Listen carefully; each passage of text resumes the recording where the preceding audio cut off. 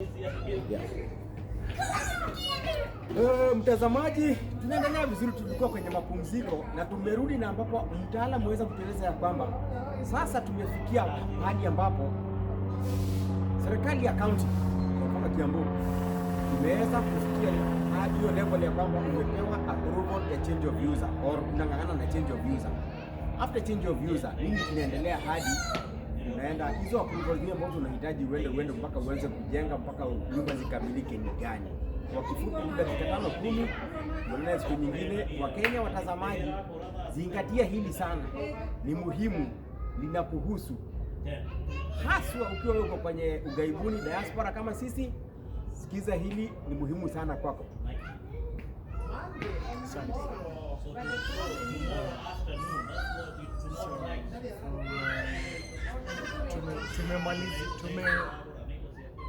Tulikuwa tunaongea mambo ya change of views and I think nimewachia pale. I don't want to go into the very details because tunaweza spend a whole 1 hour. Juu change of views ziko, there's a lot of kuna change of views za aina mingi sana. If I was to go to the details, we need another maybe 1 or 2 hours kuingia kwa details. So in a nutshell, ukishamaliza kufanya plana wako, amekusubmitia kazi, umepatiwa invoice, umelipa, then application yako inaingia kwa agenda. Ikiingia kwa agenda ni kusema itadiscussiwa kwa approval meeting which is held every 2 weeks. That's as per Kiambu, every 2 weeks. Kutoka pale plana wako atapata notification after the county spatial meeting, county technical meeting, atapata notification kwake kama change of user imepita ama haijapita. Kama haijapita, atapewa the stated reasons why haijapita. And like I mentioned, inaweza kuwa ni mambo ya zoning, ama inaweza kuwa ni ile nyumba unajaribu kujenga iko maybe too big for the stipulated space nayo, for whatever reason itakuwa imeangushwa. They make sure to communicate the same after the technical meeting through your plan. Utaona kwa nini change of user yako haijapitishwa. Okay, so on to the next step. After you've secured your change of user, approval for change of user, this is what will take you to the next step. The next step after change of user, I started with rates clearance. Rates clearance is the very first step for valuation office. After valuation, tunaingia change of user. After change of user, tunaenda kwa architectural approval. And don't get it wrong, most of the people na hapa ndio, me from my experience, watu wengi sana wameanguka. Architectural approval, unapata architect, and most of the architects will masquerade as planners. So architect mwenye umepea kazi ya kukuchorea nyumba, and I believe that's just how we do it back home. Unataka kujenga nyumba, so you want it done as soon as possible. So whatever shortcut you will use, you don't mind. Most of these architects back home watakwambia watakufanyia change of user. So watakulipisha kazi ya kukuchorea nyumba na approval ya architectural, and then watakwambia pia watafanya change of user, which is not their forte. That's not their strong suit. Hiyo sio kazi yao, hiyo sio profession yao. So basically what they do, wanakubroka. Watachukua kazi yako ya change of use, and they look for a physical planner, wanampatia kazi. They might look for a shoddy physical planner who is not even registered. Kazi yako itashinda haijawahi approviwa. So what you want to do, I advise you, my people, you want to look for a physical, in that order. You get the clearance sorted for valuation office, look for a physical planner, and then you want to go to your architect. Ushapata approval ya change of view, the change of views. So you have your architect, umekuchorea nyumba, whatever house unataka kufanya, it might be it commercial, be it residential, multi-dwelling flats, be it go down, whatever it is, your architect, he will need the same documents than your physical planner alipitisha. 4 documents. They'll need a proof of ownership, which is a title or certificate. You need a recent rates clearance certificate, inapitisha miezi 3, land search, and final survey map. That's the 4th document, very important. So now, from this point, architect wako amekuchorea nyumba, kazi yake sasa ni kusubmit kazi yenye amefanya, michoro yake, drawings zake, azisubmit kwa county ndio apewe approve. And this is how it works. So out of these 4 documents, there's one document in this dimension which should be the very last document. Very important. Document ya mwisho, architect wako atahitaji kusubmit kazi yake ya architectural drawings, inaitwa proof of change of use, and that's what you get from your physical plan. So ukishamalizana na physical planner wako, atakupea after amemaliza kazi yake kabisa na mmelipishana, umelipa kazi yake ya consultation, umelipa county and all that, atakupatia a proof of change of use, inaitwa PPA2. PPA2 document utapatia architect wako. You give them a copy, you can keep the original. Architect wako, they will need that to go forth to the next step, because architect drawings za architect haziwezi ingia kwa mkutano ya approval, the county technical meeting, without a proof of change of use. Hiyo ndio kitu watu wengi hawajui. Unaendaga unataka kujenga nyumba, unatafuta mtu wa kukuchorea, and you think that's it, unalipia pesa ya the county fee ya the house that you're trying to build, but you forget that kuna ile level umeskip, and which is very important. Architect atakuchorea, kufanyia kila kitu, atakupatia invoice ya architectural drawing, ulipie pesa ya county, but without the change of use, your drawing is going nowhere. So that's the last document that unahitaji your architect to have. So architect wako, just like the planner, ako synced na hii system ya Kiambu, ya Nairobi, the electronic development platform. Atasubmit kazi yake pale, atasubmit drawing yake pamoja na hizo documents, and it will be vetted as per the standard of the county. So your drawing itaingia kwa the technical meeting, which again, like I mentioned, happens either once a month or every fortnight. Drawing yako ikishaingia kwa meeting, it will be discussed by the physical planners, the development enforcement officers, and the engineers in the boardroom. And from there, what you get is an architectural approval, notification of approval.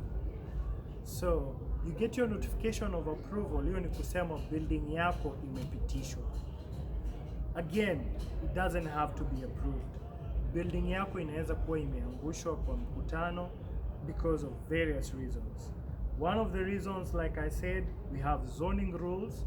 There's places, and maybe just to give a few, we don't have a lot of time. There's places where you can't build certain buildings. Like you can't go more than a certain floor depending on the zoning rules. Unaona, kama ni mahali close to, like, say, a military establishment, you know, these are considered very sensitive areas. You can't go beyond, say, 3-4 floors, and that's why anyone with a plot near, you know, the residents of around Isli or Pangani or anywhere, you might be limited. The floors the floors that you might want to build might be limited. Juu haujakubalishwa kuenda certain floors because of the security risk on the military establishment. That's just one reason. Kuna mahali kuna kuanga na mchanga yenye, you know, these are, we call them, I've forgotten the technical jargon, but we have a word for it, like, but basically ni ile kusema kuna mahali kuna mchanga zingine haziwezi hold a certain weight, or basically they can't hold certain kind of developments to a certain extent. So unapata pale umelimitiwa to certain floors or to certain designs. Kuna vile utajenga, you know, kuna lands utakuwa umenunua shamba maybe close to something like a riparian reserve, which is mali kuna, say, a water body or a river flowing down. Unakuanga, according to the planning, physical planning handbook, you should be a certain distance from where the river is. So ukijaribu kupata approval ya mahali unajenga karibu na river, it might not get approved, or it will get approved with conditions, and you have to adhere to the same to upate approval. So back at the ranch umepata approval yako ya architectural drawings. That will be communicated to your architect through the platform, and from there the next thing now you want to do, I might have skipped the in details, but I'm assuming the obvious. After your architect submits the drawings, atapatiwa invoice na county ya kukulipisha. Normally they charge normally the payment is they charge per plinth area. Plinth area basically ni kusema ile mahali nyumba yako inakalia. Hautalipishwa ati plot yote, unalipishwa kwenye nyumba inakalia, area yenye inakalia. That's how much you're supposed to pay for. So assuming like you're doing 1,000, maybe 1,500,000 square feet, and you're doing, say, 3, 4, 5 floors, it's going to be 1,500,000 feet times 4 floors. That's how much utalipishwa na county. Of course kuna ile charge nyingine utalipa architect wako kukuchorea nyumba yako. That's the professional fee. That's aside from this. Okay, so you have your notification of approval, architectural notification of approval. The next step now is the structural. Assuming you're building, juu kuna watu wengine wataka kujenga maybe just bedsitter, wataka kujenga how nyumba, you know, just zinaitangwa ni kama huku vile wanaita rambla, nyumba za mtaranda, ile mtarada yeah, it's just houses that basically don't need structural services, houses that are not they don't have floors to them. So with that, you don't need to proceed to the next level. After the architectural phase, you get your construction permit. After the next thing, after notification of approval of architectural drawings, you get your construction permit. But assuming unajenga nyumba ya ghorofa, the next step, the next service you want to consult is a structural engineer. So architect wako, most chances are your architects back home, they want to own every space. So chances are umepata architect wako amekwambia atakuchorea architectural, and chances are amekwambia pia structural atakufanyia. But the truth is they go out there and they look for engineers and they pay them, they kind of just subcontract them and they will get something on top. Watamlipisha, say amekulipisha 100,000, atatafuta engineer mwenye atamfanyia kazi na 60,000 and 40,000 anajiwekea. That's besides the point. The next step, structural. Umechorewa structural drawings. We have to make sure that your building is structurally upright. We need to make sure that your building structurally will hold and is upright. Hiyo ndio mambo inaletanga mambo ya, ukisikia mambo ya collapsing buildings, that is all structural work. So we have to make sure that uko na nini, umefanyiwa structural drawing and it has to get approved. So structural engineer wako unamtafuta, amekuchora na kufanyia structural work, and the same process that the architect went through, atasubmit kazi yake na iende through the meeting. Well, the thing with structural drawings, they don't have to go through the county technical meeting. The structural drawings go directly to the county engineer, and the county engineer discusses the same with his cohorts, and I discuss the sub-county engineers. They have their little sort of meeting, so you don't really have to. You don't have to wait for the county technical special plan, which takes some time. Like I said, normally every month or every 2 weeks. So engineer wako after me submit, itaenda directly to the county engineer. County engineer to review your structural drawings, and if they deserve or if they pass the standards, utapata approval. So you get your structural notification of structural approval, and that is usually the last step. Ukipata approval yako ya structural drawings, the next thing you're going to expect is something we call development permit or construction permit. Construction permit inatoka kwa county, that is offered after qualified ama after umeapproviwa in all these stages. Remember, change of use, architectural, structure, then you get your construction permit. Hiyo sasa inakupatia ruhusa ya sasa kuingia ground na uanze kujenga. Hey. It's a lot, I know. Mimi sio kutoka, nimechoka kwa sababu ni a lot.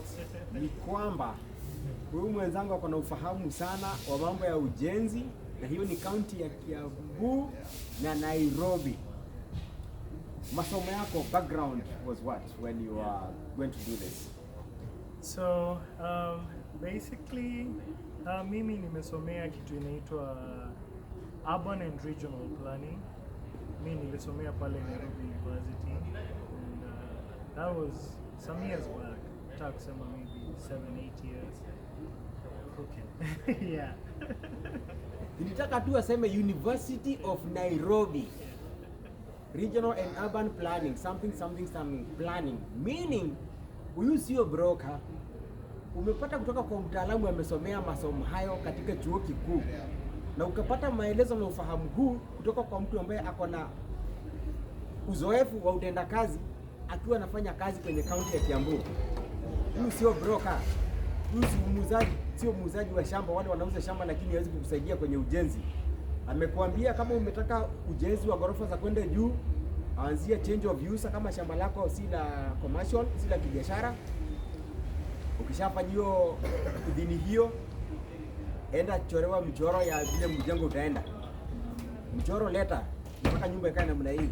Ukishatoka hapo, enda sasa michoro ya mhandisi wa ujenzi, engineers wa ujenzi kabisa. Nakwambia hapo kunahitajika chuma namna hii, vikingi itakuwa namna hii, simiti, maji, kukausha, ulinzi ni namna hii. Ukishamaliza hayo yote, kitu cha mwisho utahitaji ni construction permit. uruhusiwe ya kwamba sasa unaweza anza ujenzi, endeleza mali zako. Lakini katika hizo hatua zote kuna stakabadhi documents watahitaji na ameelezea. Nikiripoti kutoka jimbo la Washington na ambapo ni katika mgahawa wa Rafiki hapo.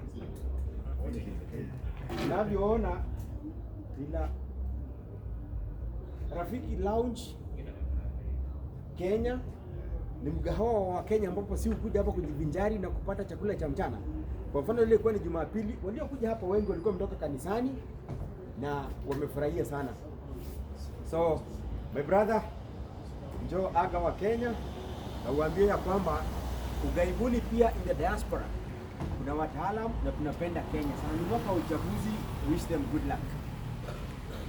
So Wakenya wenzangu, it's always a pleasure kuweza kueducate watu wangu juu I was telling, I haven't told him bado, lakini hii ni something that is very close to my heart. Mimi mambo ya planning, I'm very passionate about it. Pale nikiwa nyumbani nilikuwa najitolea out of, you know, just my own will. Naenda kwa kanisa kule Geshagi nyumbani, naenda and I would speak to people and tell them about the process ya approval, just so watu wasiweze kupatana na ile maneno nimekutana nayo kwa ofisi. Mtu umepata broker amekwambia atakufanyia kazi, nakwambia atakupitisha bypass, atakupitisha chumu fulani au have kupata approval.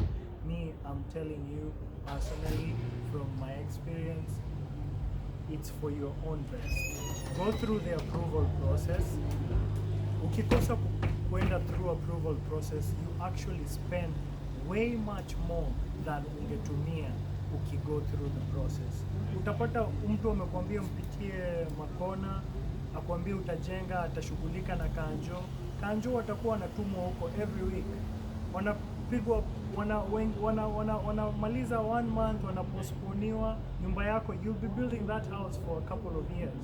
Mtu huyo askari alikwambia atakusaidia, unakuja unamchotea kitu kidogo, anapigwa transfer. Hata bila kupigwa transfer, anatuma rafiki yake wa sub county nyingine, anakuja anakukula ile pesa yenye ulimlipa 50,000, unatoa another 50,000. By the time unamaliza your project, you've spent so much money that you could have actually put into the legitimate process. Na ukwea watu wakikuja, unaonyesha tu karatasi yako hivi, notification yako ya construction permit, na hata they would never tell you anything. Hakuna kitu wanakuonyesha. You have everything on paper, everything per process. Hakuna mahali mtawezana na Nikirudia, runinga ya Traf TV haitahusika kueneza au kuhimiza ufisadi. Ndio maana sisi tungetaka watu waelimike, pata elimu yako, jisaidie. Mtaalamu ametueleza ni Mkenya, anapenda Kenya nchi yake, na hapo tulivyo sasa nimependezwa sana na kazi yake, hata nyinyi mmejisikia, mmeona. Tutakapowapatia hii taarifa ije kwa mitandao, tutafurahia sana kuongea na nyinyi. Nenda pale kwenye Traf TV TROUGH kwenye YouTube, TROUGH TV kwenye YouTube, na Traf TV pia vile vile kwenye WhatsApp, kwenye Facebook na kwenye Instagram. Sisi ni Traf_TV. Bonyeza kidude subscribe na ungoje taarifa hii na nyinginezo za kuelimisha tutakazo kupatia. Mimi ni Kaka.